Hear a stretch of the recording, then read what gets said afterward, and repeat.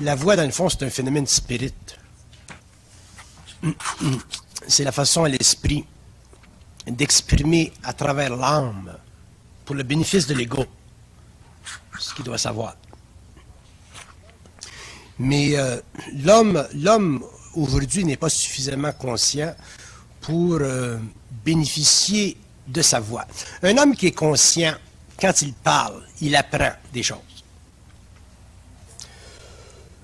Plus l'homme sera conscient, plus il réalisera que c'est à travers la voix ou sa voix qu'il apprend à reconnaître la dimension de son esprit. On n'entend pas bien votre voix.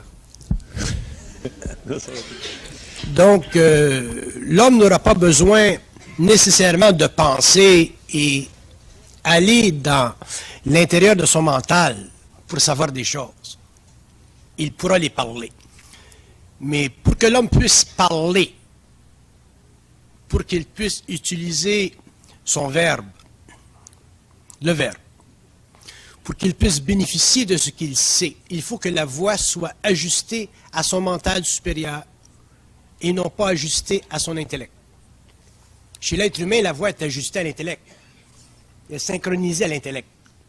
De sorte que tout ce qui passe par la voix réfléchit toujours des opinions, réfléchit toujours une mémoire subjective, réfléchit de l'émotion, réfléchit de la subjectivité.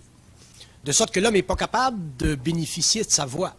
Et si l'homme lui-même ne peut pas bénéficier de sa voix, comment voulez-vous que le public bénéficie de sa voix? Lorsque l'homme commencera à bénéficier de sa voix, lorsque sa voix sera devenue totalement objective, totalement libre de la conscience personnelle, totalement synchronisée à son esprit, la voix deviendra un haut-parleur. Elle deviendra l'haut-parleur de l'esprit. L'homme sera l'haut-parleur de l'esprit. Et dans un même mouvement, l'homme pourra entendre sa voix, réaliser des aspects de ce que l'esprit ou son double ou sa source peut dire, veut dire ou retient. Parce que des fois, on dit des choses, en tout cas moi, je dis des choses et je voudrais en dire d'autres choses, mais je ne peux pas les dire, les autres choses. Donc, ça reste dans le mental. Je peux les dire plus tard, dans d'autres occasions. Et ça fait partie de l'évolution de ce que la voix doit dire dans le monde, parce que la voix ne peut pas, dans un temps, dire des choses qui devront être dites dans un autre temps. Nous, les hommes, à cause de notre ego, à cause de la nature de notre ego, on voudrait tout dire dans un même temps. Mais si la voix de l'homme est synchronisée au plan mental, il ne peut pas faire ça. Il y a des choses qui ne doivent pas être dites dans le monde parce que ce ne serait pas bon, par exemple, qu'elles soient entendues dans le monde. Pourquoi?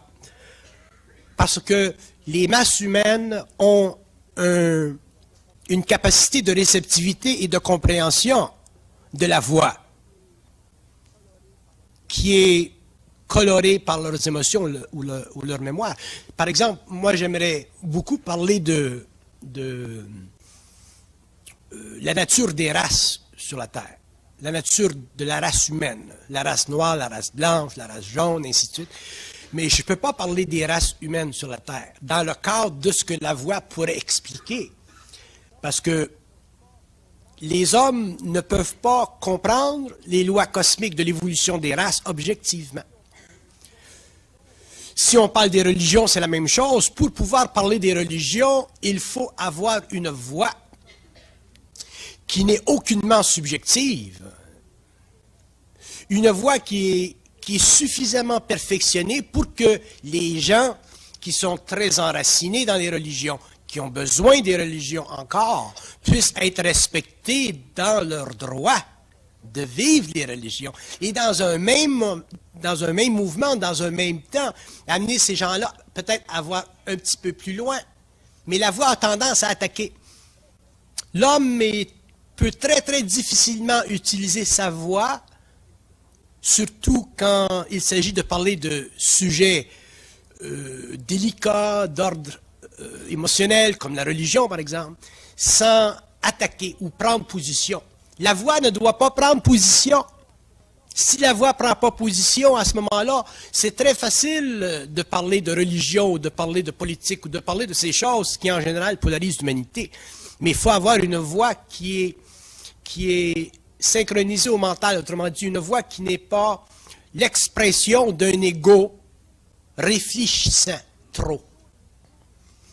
Si l'ego est trop réfléchissant, il va polariser les valeurs de la forme qu'utilise la voix pour l'expression créative.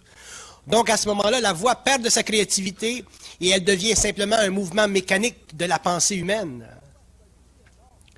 Pour que la voix soit utile à l'homme, autrement dit, pour que la voix puisse amener dans le monde une nouvelle science, que ce soit une science de la matière ou que ce soit une science de l'esprit, il faut que les hommes qui entendent la voix, les gouvernements, les institutions, les religieux, les hommes de science, puissent sentir que la voix est prépersonnelle, que la voix n'est pas personnelle. Une voix devient prépersonnelle quand l'ego n'est plus impliqué dans la valeur psychologique de la forme que la voix utilise pour exprimer ce qu'elle a à dire. Une voix devient prépersonnelle lorsque celui qui la parle est obligé d'entendre ce qu'il dit pour apprendre ce qu'elle dit à l'homme et à lui-même. Un homme ne peut pas parler simplement pour le monde quand il parle avec une voix qui est créative. Il parle pour le monde et pour lui en même temps.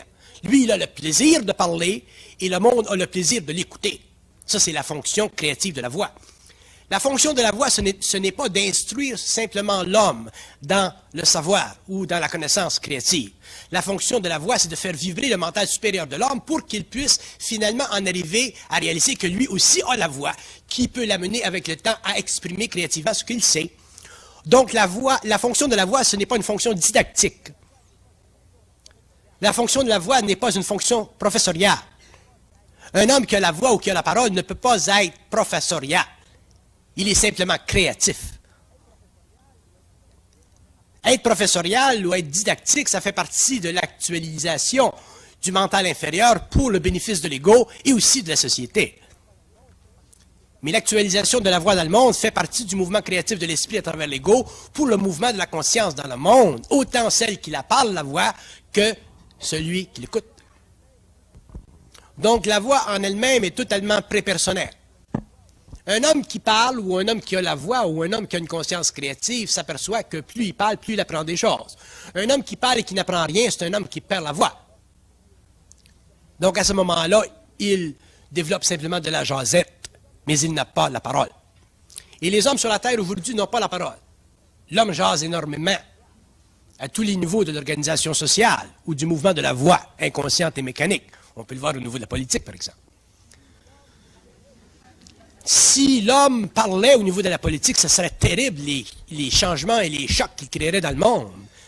C'est pour ça que les hommes qui ont de la voix ne peuvent pas aller ouvertement dans le monde de la politique, parce qu'ils mettraient leur vie en danger, à moins d'utiliser la voix sur une autre échelle de vibration pour que la voix elle-même entre dans des éthers de vie suffisamment avancés pour que ces hommes puissent utiliser des fonctions éthériques de leur cerveau pour l'actualisation dans le monde de ce qui doit être fait, et ainsi de suite. Mais ça fait partie du travail occulte des initiés. Donc la voix conscientisée ou la voix créative ou le verbe, j'aime pas le mot le verbe parce que le mot verbe a été utilisé dans le passé puis il est devenu trop une expression spirituelle de ce que la voix doit être. La voix, ce n'est pas une expression spirituelle de la conscience créative universelle. La voix, c'est l'expression mentale du savoir universel. C'est très intéressant la voix parce que plus l'homme entre dans la voix, plus il développe la voix, plus il s'aperçoit que la voix est en elle-même une infinité. La voix n'a jamais besoin de référent. La voix n'a jamais besoin de mémoire. La voix, elle est créative. Elle s'institue instantanément et elle crée instantanément. Donc, un homme qui a la voix ne peut pas avoir la voix simplement pour le monde. Il a la voix aussi pour lui-même. Et ce qui est intéressant dans la voix, c'est que quand on a la voix, notre conscience change. Un homme qui a la voix change automatiquement en conscience. Vous ne pouvez pas parler créativement et ne pas changer votre conscience. C'est probablement dans ce sens-là que l'homme va apprendre à parler il va désapprendre à jaser. En apprenant à parler, il va s'apercevoir petit à petit qu'il doit supporter ce qu'il sait. Donc, avec le temps, sa voix va se raffermir. Il y aura de moins en moins d'émotions dans la voix, il y aura de plus en plus de concentration dans le mental, et l'homme, en tant qu'égo, s'inquiétera de moins en moins de ce que la voix va dire. La voix, ce qu'elle dit, ce n'est pas de ses affaires, c'est lui qui doit découvrir ce qu'elle dit. Sur le plan de la connaissance, on est bien plus intéressé à faire valoir ce qu'on sait en tant que connaissance que ce qu'on sait en tant qu'être créateur. Tandis que sur le plan de la conscience, sur le plan du savoir, la voix prend elle-même son mouvement, elle crée elle-même son mouvement et elle laisse derrière elle l'ego. Donc, elle crée un lien étroit entre le moi et l'esprit. Et un homme qui voudrait utiliser sa voix d'une façon extrêmement occulte pourrait totalement dépersonnaliser son être et laisser lentement pénétrer son esprit. Et éventuellement, s'il est capable de supporter la puissance de son esprit à travers son mental, il pourrait, avec le temps, en arriver à modifier la matière, modifier les molécules de la matière. Mais ça fait partie du processus créatif de la voix. Et ce processus créatif fait partie du mouvement de l'esprit, et l'homme, en tant qu'égo, ne peut pas l'accélérer.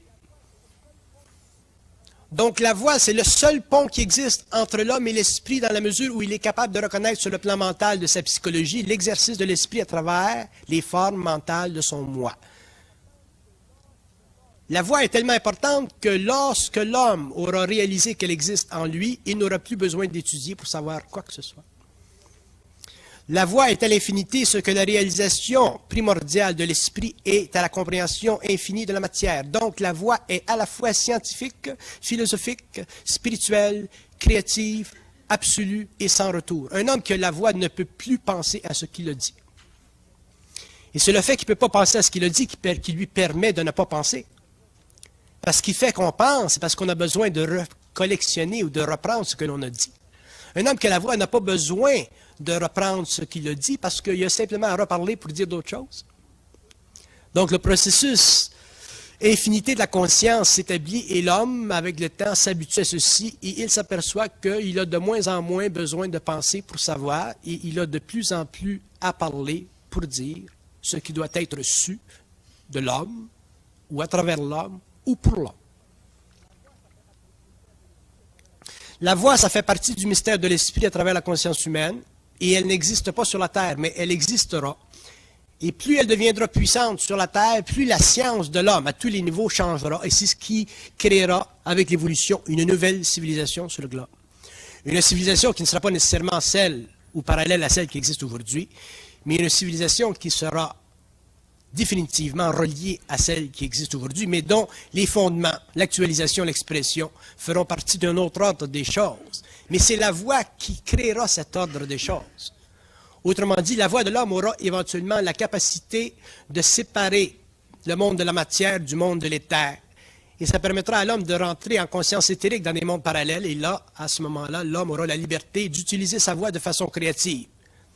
Mais par rapport à la matière, ce qu'il n'a pas le droit sur le plan matériel, parce qu'il créerait dans le monde de la matière des chocs qui seraient trop grands pour que la civilisation puisse l'absorber.